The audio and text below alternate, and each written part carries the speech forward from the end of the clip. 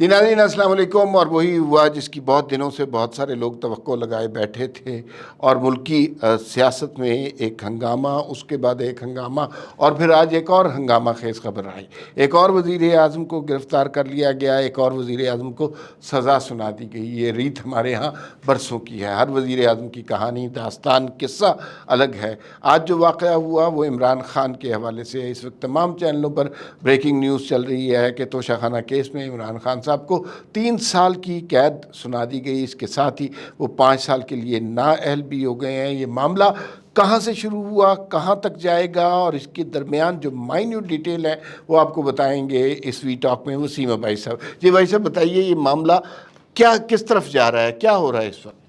جی عمار صاحب، first of all یہ ایک سیڈ ڈے ہے. ظاہر ہے ایک اور وزیر اعظم، یہ چوتھے وزیر اعظم ہیں جو عدلیہ کے فیصلوں کا شکار ہوئے ہیں. اس سے پہلے ذوالفقار علی بھٹو صاحب ہوئے، نواز شریف صاحب ہوئے، یوسف رضا گیلانی صاحب 5 سال کے نااہل ہوئے تھے، نواز شریف صاحب بھی 5 سال کے نااہل ہوئے تھے، اور اب ایک اور وزیر اعظم جو ہے وہ نااہل ہو گئے ہیں.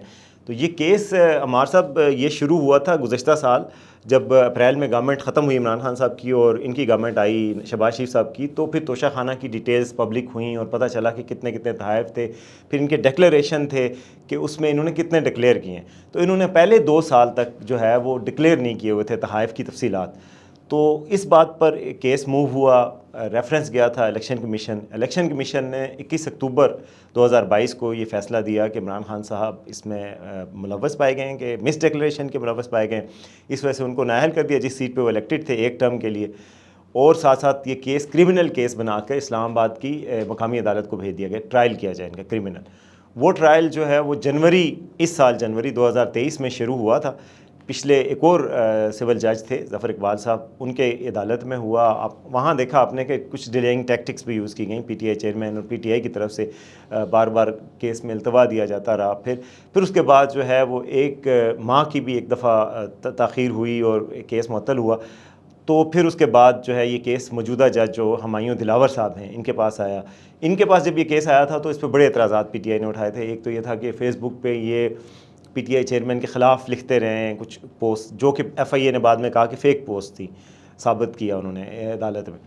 اور پھر اور اعتراضات کیے ان کے حوالے سے، لیکن وہ اعتراضات نہیں سنے گئے. پھر اس معاملے کو وہ ہائی کورٹ تک لے کے گئے پی ٹی آئی کے وکلاء، پھر اس کے بعد سپریم کورٹ لے کے گئے. یعنی کہ کوئی عدالت ملک میں چھوڑی نہیں جس پہ یہ بات اس کیس کو روکنے کی کوشش نہیں کی گئی.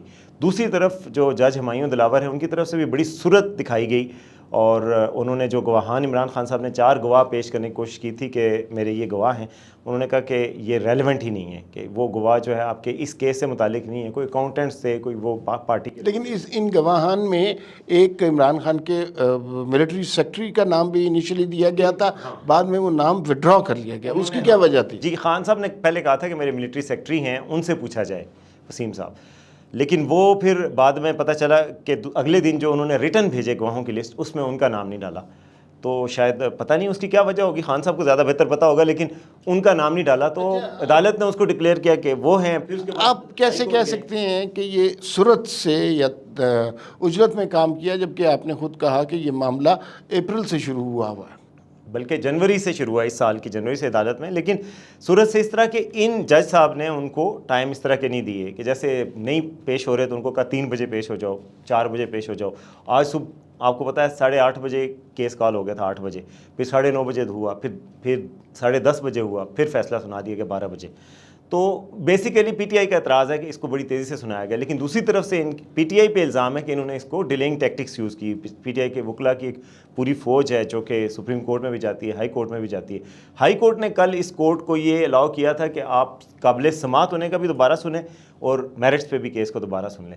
اب وہ کیس انہوں نے کنکلوڈ کر دیا. لیکن ایک چیز ابھی بھی ہائی کورٹ میں سے پینڈنگ ہے، وہ یہ تھی کہ اس عدالت کا جو دائرہ کار ہے اور اس حوالے سے، اور جو گواہوں کا حق دفاع ہے اس حوالے سے، دائرہ کار پہ تو کل فیصلہ دے دیا، لیکن گواہوں کو جو پیش نہ کرنے دیا گیا اس پہ اپیل تھی، وہ ابھی تک فیصلہ نہیں ہوا. وہ اگلے ہفتے کے لیے کیس لگا ہوا ہے. اب پتہ نہیں کہ اس پہ وہ اگلے ہفتے کیا کریں. اچھا مجھے تھوڑا سا یہ بتائیے، ایز آف ناؤ اس وقت کیا سچویشن ہے؟ کیا عمران خان کو گرفتار کر لیا گیا ہے؟ کس نے گرفتار کیا ہے؟ کون سی پولیس ان کے پاس گئی ہے؟ وہ نااہل ہو گئے ہیں؟ کتنے برس کے لیے ہوئے ہیں؟ قید اگر ہوگی تو کس جیل میں لے جایا جائے گا؟ تھوڑا سا اس بارے میں بتائیں. ایز آف ناؤ تو یہ ہوا کہ ظاہر ہے جب سزا سنا دی تو اس کے بعد سب کو پتہ تھا کہ جب کسی بھی عدالت سے کوئی شخص سزا یافتہ ہو جائے تو پبلک آفس کے لیے 5 سال کے لیے نااہل ہو جاتا ہے. جیسے کہ طلال چودھری کی ابھی پچھلے دنوں نااہلی ختم ہوئی ہے, نواز شریف صاحب کو نااہل کیا تھا. اتنی سو مچ سو کہ سزا اگر till the rising of the court ہو, اتنی دیر کے لیے ہو کہ جب تک کہ کورٹ برخاست نہیں ہوتی تب بھی, جیسے یوسف رضا گیلانی تو 5 سال کے لیے نااہل ہوتے ہیں. تو یہ تو 3 سال کی سزا ہے, تو بائی ڈیفالٹ یعنی کہ ان کو 5 سال کے لیے نااہل تو ہو گئے ہیں پبلک آفس کے لیے, یعنی کہ یہ پرائم منسٹر کے لیے کینڈیڈیٹ نہیں ہو سکتے, الیکشن نہیں لڑ سکتے انلیس کہ یہ سزا اگلی کورٹ کالعدم قرار نہ دے دے. اچھا, اس کے فوراً بعد اسلام آباد کے آئی جی کو بھی حکم دیا گیا تھا کہ ان کو گرفتار کر لیا جائے. تو لاہور میں زمان پارک میں یہ موجود تھے, وہاں پر پولیس گئی اور بلا رکاوٹ اتنی یعنی مزاحمت کوئی نہیں ہوئی, ان کو گرفتار کر لیا گیا. صورت حال ابھی یہی ہے کہ ظاہر ہے وہ 5 سال کے لیے جو ابھی سٹینڈ کرتی ہے چیز, 5 سال کے لیے وہ نااہل ہو گئے ہیں, جیل چلے گئے ہیں, گرفتار ہو گئے ہیں. بظاہر جو ہے وہ نون لیگ کے لیے سیاسی میدان ہموار ہو گیا ہے, اور جس طرح کہ وہ لیول پلینگ فیلڈ کہہ رہے تھے ہمیشہ سے, یہ لیول پلینگ فیلڈ کسی حد تک ہو گئی ہے, اور اب صرف اس لیول پلینگ فیلڈ کا ایک چیز رہ گئی ہے, اور وہ ہے کہ نواز شریف صاحب کی سزا ختم ہو. اچھا, اس میں 2-3 باتیں امپورٹنٹ ہیں. ایک تو یہ ہے کہ پچھلی دفعہ جب عمران خان کو ایک رات کے لیے نیب نے گرفتار کیا تھا, پورے ملک میں ہنگامے ہو گئے تھے, توڑ پھوڑ, اور آپ کو پتہ ہی ہے 9 مئی کے واقعات کیا ہوا, سانحہ 9 مئی کے.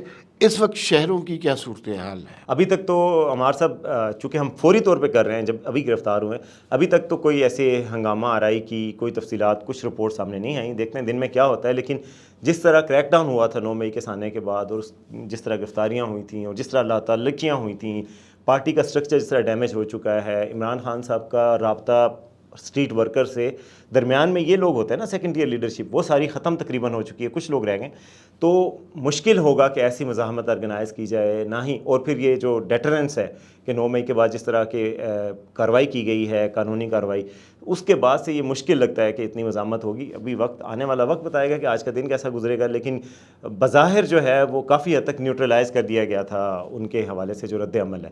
اب فیوچر میں, مختصر وقت کم ہے, فیوچر میں اب آپ کیا دیکھ رہے ہیں کہ کیا بنے گا؟ الیکشن سر پر ہیں, اکانومی ریوائول کی سٹیج پہ ہے, انٹرم گورنمنٹ اناؤنس ہونے والی ہے. ایک تھیوری یہ بھی تھی کہ یہ سزا انٹرم گورنمنٹ کے دور میں دی جائے گی, پہلے نہیں دی جائے گی, شاید یہ پولیٹیشین ڈرتے ہیں, تو وہ تھیوری بھی غلط ثابت ہو گئی. بالکل, اور یہ بلکہ اس سے ایک میسج بھی گیا ہے کہ اسی گورنمنٹ نے ان کو سزا دی ہے, اسی گورنمنٹ کے دور میں یہ جیل میں گئے ہیں, اور چونکہ گورنمنٹ کے صرف آخری چند دن ہی رہ گئے, تو آگے یہی ہو سکتا ہے کہ کیس میں بظاہر جو ہے وہ کورٹ کے ہمارے رپورٹرز ہیں, باقی جو مبصرین ہیں, آزاد مبصرین, ان کے خیال میں تھوڑی سی تیزی دکھائی گئی.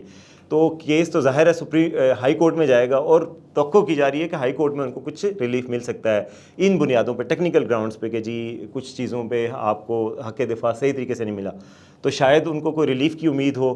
پی ٹی آئی ڈیفینیٹلی کورٹس میں جائے گی, ہائر کورٹس میں جائے گی, ہائی کورٹ میں جائیں گے, وہاں اپیل کریں گے, وہاں اگلے ہفتے شاید سماعت ہو. اس کے علاوہ سپریم کورٹ سے ان کو بڑی امید ہے کہ سپریم کورٹ سے چیف جسٹس عمر عطا بندیال کی عدالت میں وہ پیش کریں گے ظاہر ہے, اور اس کے علاوہ کون سا بینچ بنتا ہے یہ دیکھنا ہوگا.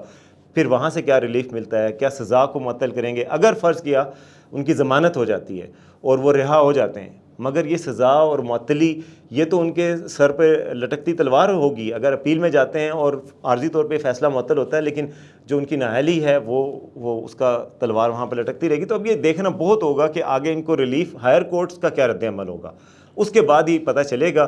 اور الیکشنز میں ظاہر ہے پھر یہ فیلڈ مل جائے گی, اوپن فیلڈ مل جائے گی جو ان کے اپوننٹس ہیں ان کے لیے, اور پارٹی کا ڈیمورلائز ہوگی, ووٹر بھی ڈیمورلائز ہوگا, اور جو الیکٹیبلز ہوتے ہیں اور جو ٹکٹ ہولڈرز ہوتے ہیں ان کے لیے بھی ایک بڑا سیٹ بیک ہوگا, جس طرح کہ نواز شریف صاحب کی دفعہ ہوا تھا 2018. ناظرین, پروگرام کا وقت ختم ہو رہا ہے, لیکن یہ کتنی بڑی ٹریجڈی ہے کہ جو جماعت انصاف کے نام پر وجود آئی, جس نے کرپشن کے خلاف, چور بازاری کے خلاف گزشتہ 20-25 سال جو ہے مہم چلائی, اس کے سربراہ, اس کے چیئرپرسن عمران خان صاحب, کرپشن کی بنیادوں پر وہ جو ہے انہیں نااہل کر دیا گیا ہے. توشہ خانہ کیس کیا ہے؟ کافی کمپلیکس چیزیں ہیں, کچھ چیزیں لوگوں کو سمجھ آ جاتی ہیں, کچھ قانونی موشگافیوں میں لوگ پھنس جاتے ہیں. میری آپ سے درخواست یہ ضرور ہوگی, قاسم عباسی ہمارے نوجوان رپورٹر ہیں, ان کی ایک رپورٹ ضرور پڑھیے گا, دا نیوز میں چھپی تھی, جس میں انہوں نے توشہ خانہ کی ڈیٹیلز بتائیں, اور وہ اتنی حیران کن ڈیٹیل ہیں کہ ایک لمحے کے لیے آپ بھی ششدر رہ جائیں گے. یہ تو ظاہر ہے چند گھڑیوں کا قصہ, بہت زیادہ آپ سن رہے ہیں, یا دوسری چیزوں کا. قاسم आसम अब्बासी की रिपोर्ट के मुताबिक 10 ऐसे बैन अल-अक़वामी दौरे हैं गल्फ़ स्टेट के इमरान खान साहब के कि जिनका कोई रिकॉर्ड तोशाखाना में जमा नहीं किया गया। उसमें यह भी हुआ कि जो जूनियर अफसरान उस विज़िट पे गए थे उन अफसरान को बड़े कीमती तोहफ़े मिले और वज़ीर आज़म ने आके कुछ नहीं जमा कराया। इसका मतलब वज़ीर आज़म को कुछ नहीं मिला, तो ये पॉसिबल नहीं है। इन 10 दौरों के दौरान साबित ये किया गया कि वज़ीर आज़म को कुछ नहीं मिला, और अगर कुछ मिला तो वो जैतून का तेल और खजूरों के डब्बे ये तोशाखाना में जमा कराए। तो ये सिर्फ बात उन चंद घड़ियों के हवाले से नहीं है, ये मामला बहुत ज़्यादा गंभीर है। और इससे अगर इसकी डिटेल में जाएंगे तो वो जो तहरीक इंसाफ का और इमरान खान का इमेज है वो सारा टार्निश होता नज़र आएगा, जिसकी तरफ आज पहला कदम हो गया है कि इमरान खान करप्शन के इल्ज़ाम में ही सज़ा भुगतने के लिए गिरफ़्तार हो गए। फ़िलवक़्त इतना ही, फिर मुलाकात होगी। अल्लाह हाफ़िज़।